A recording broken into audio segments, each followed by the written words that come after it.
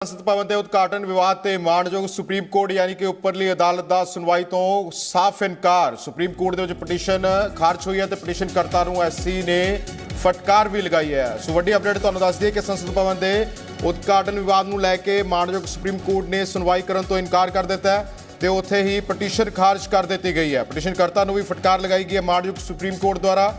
ਸੋ ਦੱਸ ਦਈਏ ਕਿ ਰਾਸ਼ਟਰਪਤੀ ਤੋਂ ਸੰਸਦ ਭਵਨ ਦੇ ਉਦਘਾਟਨ ਦੀ ਲਗਾਤਾਰ ਮੰਗ ਕਰ ਰਹੀਆਂ ਸਨ ਵਿਰੋਧੀ ਧਿਰਾਂ, ਜਿਸ ਦੇ ਬਾਬਤ ਮਾਣਯੋਗ ਉੱਪਰਲੀ ਅਦਾਲਤ ਦਾ ਦਰਵਾਜ਼ਾ ਖੜਕਾਇਆ ਸੀ, ਲੇਕਿਨ ਬੂਹਾ ਬੰਦ ਕਰਦਿਆਂ ਫਟਕਾਰ ਲਗਾਈ ਹੈ। ਸੁਪਰੀਮ ਕੋਰਟ ਨੇ ਸੁਣਵਾਈ ਕਰਨ ਤੋਂ ਸਾਫ਼ ਇਨਕਾਰ ਕਰ ਦਿੱਤਾ ਹੈ। ਸੋ ਸੁਪਰੀਮ ਕੋਰਟ ਦੇ ਵਿੱਚ ਪਟੀਸ਼ਨ ਖਾਰਜ ਹੋ ਚੁੱਕੀ ਹੈ ਪਟੀਸ਼ਨ ਕਰਤਾ ਦੀ, ਤੇ ਉੱਥੇ ਹੀ ਫਟਕਾਰ ਵੀ ਲਗਾਈ ਗਈ ਹੈ।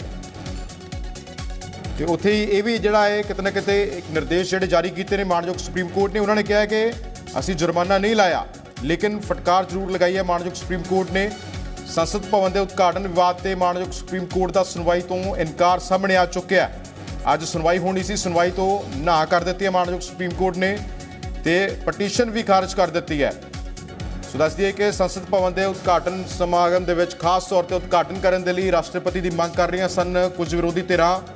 हालांकि कि याचिका सुनने नहीं जा रहा है, लेकिन चंदन ये जो पूरा मसला है ये अपने आप में एक नैतिकता से जुड़ा मसला, एक मोरालिटी से जुड़ा मसला है।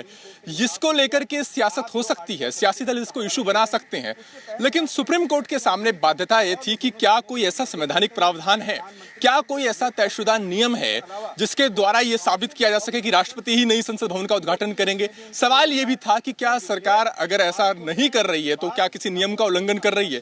ऐसा बिल्कुल भी नहीं था।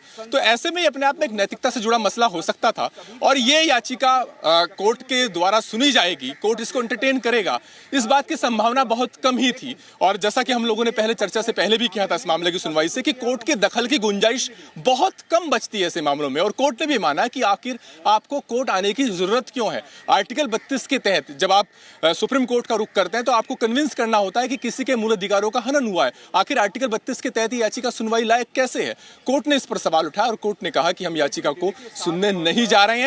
आप गनीमत मानिए, कोर्ट ने याचिकाकर्ता से कहा कि हम आप पर जुर्माना नहीं लगा रहे हैं, अन्यथा इस तरह की याचिका के चलते हम आप पर जुर्माना लगा भी सकते थे। नए संसद भवन का उद्घाटन जो है उसमें राष्ट्रपति का रोल नहीं रखा गया, उनको आमंत्रित। ਸੋ ਬਿਲਕੁਲ ਜਿਸ ਹਿਸਾਬ ਦੇ ਨਾਲ ਇਹ ਪਟੀਸ਼ਨ ਪਾਈ ਗਈ ਸੀ ਤਾਂ ਪਟੀਸ਼ਨ ਨੂੰ ਖਾਰਜ ਕਰ ਦਿੱਤਾ। ਲਗਾਤਾਰ ਸਾਡੇ ਸਹਿਯੋਗੀ ਅਪਡੇਟ ਵੀ ਇਸੇ ਖਬਰ ਤੇ ਸਾਨੂੰ ਦੇ ਰਹੇ ਨੇ। ਸੋ ਪਟੀਸ਼ਨ ਕਰਤਾ ਨੂੰ ਐਸਸੀ ਨੇ ਫਟਕਾਰ ਵੀ ਲਗਾਈ ਹੈ ਤੇ ਇਹ ਵੀ ਗੱਲਬਾਤ ਕੀਤੀ ਗਈ ਕਿ ਗਣੀਮਤ ਹੈ ਕਿ ਅਸੀਂ ਜੁਰਮਾਨਾ ਨਹੀਂ ਲਾਇਆ। ਸੋ ਪਟੀਸ਼ਨ ਕਰਤਾ ਨੇ ਪਟੀਸ਼ਨ ਪਾਈ ਸੀ, ਉਸ ਦੀ ਖਾਰਜ ਕਰ ਦਿੱਤੀ ਗਈ ਹੈ। ਸੰਸਦ ਭਵਨ ਦੇ ਉਦਘਾਟਨ ਵਿਵਾਦ ਤੇ ਮਾਣਯੋਗ ਸੁਪਰੀਮ ਕੋਰਟ ਦਾ ਸੁਣਵਾਈ ਤੋਂ ਇਨਕਾਰ ਸਾਹਮਣੇ ਆ ਚੁੱਕਿਆ ਹੈ। ਅੱਜ ਸੁਣਵਾਈ ਸੀ ਲੇਕਿਨ ਸੁਣਵਾਈ ਤੋਂ ਇਨਕਾਰ ਕਰ ਦਿੱਤਾ ਹੈ। ਤੇ ਉੱਥੇ ਤੁਹਾਨੂੰ ਦੱਸ ਦਈਏ ਕਿ ਸੁਪਰੀਮ ਕੋਰਟ ਦੇ ਵਿੱਚ ਪਟੀਸ਼ਨ ਖਾਰਜ ਹੋ ਚੁੱਕੀ ਹੈ। देखिए, याचिका में आर्टिकल 79 का उल्लेख हवाला दिया गया था, आर्टिकल 85, आर्टिकल 86 और आर्टिकल 87 का हवाला दिया गया था। आर्टिकल 79 ये कहता है कि संसद, राष्ट्रपति और सदन के जो दोनों हाउस हैं यानी लोकसभा राज्यसभा को मिलकर बनेगी, तो उनका ये कहना था कि संसद का एक अनिवार्य हिस्सा है, बल्कि संसद नाम की संस्था के हेड है राष्ट्रपति। इसके अलावा 85 और 86 और 87 में जो अधिकार मिले हैं राष्ट्रपति को कि वो सदन के दोनों हाउस को बुला सकते हैं, सदन को स्पेशल एड्रेस कर सकते हैं, उसका हवाला दिया गया था। कहा गया था कि राष्ट्रपति देश के पहले नागरिक हैं, उनके पास एग्जीक्यूटिव, लेजिस्लेटिव और इसके अलावा इमरजेंसी और मिलिट्री पावर है। प्रधानमंत्री की नियुक्ति वो करते हैं, सुप्रीम कोर्ट, हाईकोर्ट के जजों की नियुक्ति वो करते हैं, गवर्नर की वो करते हैं। तो राष्ट्रपति को इस तरह के प्रोग्राम में साइडलाइन करना संवैधानिक सिद्धांतों के खिलाफ है। आज भी उन आर्टिकल का उन्होंने हवाला दिया, लेकिन कोर्ट ने फिर ये सवाल उठाया कि आखिर ये मामला कोर्ट के दखल का बनता कैसे है, आखिर इस मामले को लेकर के जनहित याचिका दाखिल कैसे की जा सकती है, आपका इस मामले से क्या संबंध है, आप क्यों उसको लेकर के कोर्ट आए हैं। और कोर्ट ने यह भी कहा कि गनीमत मानिए कि हम आप पर जुर्माना नहीं लगा रहे हैं। तो कोर्ट का रुख पहले से ही साफ था कि ये याचिका अदालत में सुनवाई के लायक नहीं है। इस मसले को लेकर के एक बहस हो सकती है सियासी गलियारों में, इस मसले को लेकर नैतिकता का सवाल उठाया जा सकता है, लेकिन ये कम से कम ये मामला ऐसा नहीं है जिस पर कोर्ट फैसला दे, कोर्ट ये तय करे कि कौन नए संसद भवन का उद्घाटन करेगा, क्योंकि ऐसी कोई संवैधानिक बाध्यता है नहीं। ਸੋ ਖਾਸ ਤੌਰ ਤੇ ਜਿਸ ਹਿਸਾਬ ਦੇ ਨਾਲ ਸਾਡੇ ਸਹਿਯੋਗੀ ਦੁਆਰਾ ਜਾਣਕਾਰੀ ਦਿੱਤੀ ਜਾ ਰਹੀ ਹੈ, ਪਟੀਸ਼ਨ ਕਰਤਾ ਨੇ ਆਪਣਾ ਜਿਹੜਾ ਪੱਖ ਹੈ ਉਹ ਰੱਖਿਆ ਮਾਣਯੋਗ ਅਦਾਲਤ ਦੇ ਵਿੱਚ, ਤਾਂ ਸੁਪਰੀਮ ਕੋਰਟ ਨੇ ਸਾਫ਼ ਤੌਰ ਤੇ ਕਿਹਾ ਕਿ ਕਿਸ ਆਧਾਰ ਦੇ ਨਾਲ ਇਹ ਸੁਣਵਾਈ ਨੂੰ ਤੁਸੀਂ ਦੇਖ ਰਹੇ ਹੋ, ਜਾਂ ਫਿਰ ਇਹ ਤੇ ਬਿਲਕੁਲ ਵੀ ਇਸ ਕਦਰ ਸੁਣਵਾਈ ਨਹੀਂ ਹੋ ਸਕਦੀ, ਕਿਉਂਕਿ ਜੋ ਕਾਨੂੰਨੀ ਤਰੀਕੇ ਨਾਲ ਪ੍ਰਕਿਰਿਆ ਉਸ ਹਿਸਾਬ ਦੇ ਨਾਲ ਚੱਲੇਗੀ। जैसे ही ये मामला सुनवाई पर आया, कोर्ट ने ये कहा कि गनीमत मानिए कि हम आप पर जुर्माना नहीं लगा रहे हैं और ये मामला आर्टिकल 32 के तहत यानी जनहित याचिका के तौर पर सुनवाई के लायक नहीं है। आपका इस मामले का लोकस क्या है, यानी आखिर आपके द्वारा याचिका दाखिल करने का औचित्य क्या है, और हम इसको सुनने नहीं जा रहे हैं। उसके बाद याचिकाकर्ता जो वकील है उन्होंने संविधान के आर्टिकल 79 का हवाला दिया, कहा कि आर्टिकल 79 ये कहता है कि संसद जो बनेगी वो राष्ट्रपति और संसद के दोनों हाउस को मिलकर के बनेगी, राष्ट्रपति संसद का अनिवार्य हिस्सा है, बल्कि संसद नाम की संस्था के हेड है। उसके बाद उन्होंने दूसरे आर्टिकल 85, 86 और 87 का हवाला देकर ये साबित करने की कोशिश की कि कैसे संसद के दोनों सत्रों को वो बुला सकते हैं, स्पेशल एड्रेस कर सकते हैं और किस तरह की लेजिस्लेटिव एग्जीक्यूटिव पावर उनके पास है।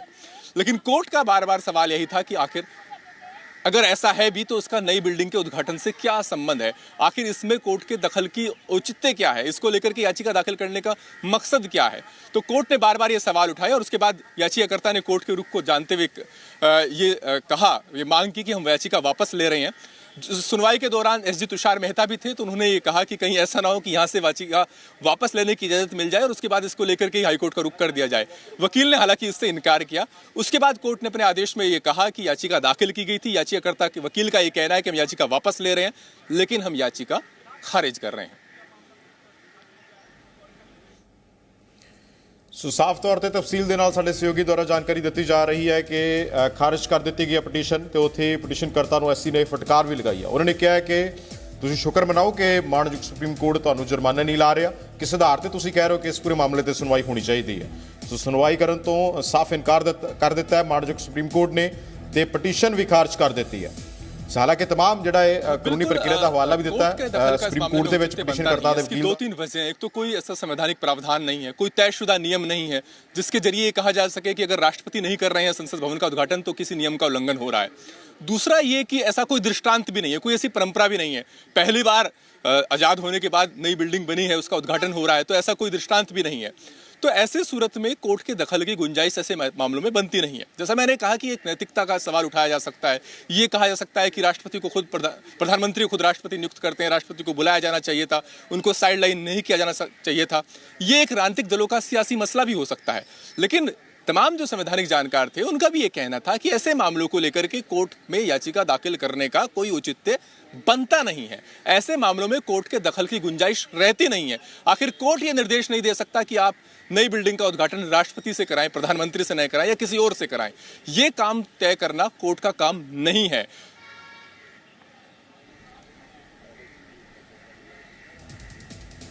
ਸੋ ਤਫਸੀਲ ਦੇ ਨਾਲ ਜਾਣਕਾਰੀ ਸਾਂਝੀ ਕੀਤੀ ਜਾ ਰਹੀ ਹੈ ਸਾਡੇ ਸਹਿਯੋਗੀ ਦੁਆਰਾ ਜੋ ਵੀ ਅੱਜ ਮਾਣਯੋਗ ਸੁਪਰੀਮ ਕੋਰਟ ਦੇ ਵਿੱਚ ਸੁਣਵਾਈ ਦੇ ਦੌਰਾਨ ਹੋਇਆ। ਹਾਲਾਂਕਿ ਸੁਣਵਾਈ ਕਰਨ ਤੋਂ ਸਾਫ਼ ਇਨਕਾਰ ਕਰ ਦਿੱਤਾ ਹੈ ਅਦਾਲਤ ਦੁਆਰਾ ਤੇ ਉੱਥੇ ਪਟੀਸ਼ਨ ਵੀ ਮਾਣਯੋਗ ਅਦਾਲਤ ਦੁਆਰਾ ਖਾਰਜ ਕਰ ਦਿੱਤੀ ਗਈ ਹੈ। ਸੋ ਪਟੀਸ਼ਨਕਰਤਾ ਨੂੰ ਐਸਸੀ ਨੇ ਫਟਕਾਰ ਵੀ ਲਗਾਈ ਹੈ ਤੇ ਨਾਲ ਹੀ ਗੱਲਬਾਤ ਕੀਤੀ ਗਈ ਹੈ ਕਿ ਸ਼ੁਕਰ ਮਨਾਓ ਕਿ ਅਸੀਂ ਤੁਹਾਨੂੰ ਜੁਰਮਾਨਾ ਨਹੀਂ ਲਾਇਆ। ਸੋ ਅਜਿਹੇ ਮਾਮਲੇ ਤੇ ਸੁਣਵਾਈ ਕਰਨਾ ਸਾਡਾ ਕੰਮ ਨਹੀਂ ਹੈ।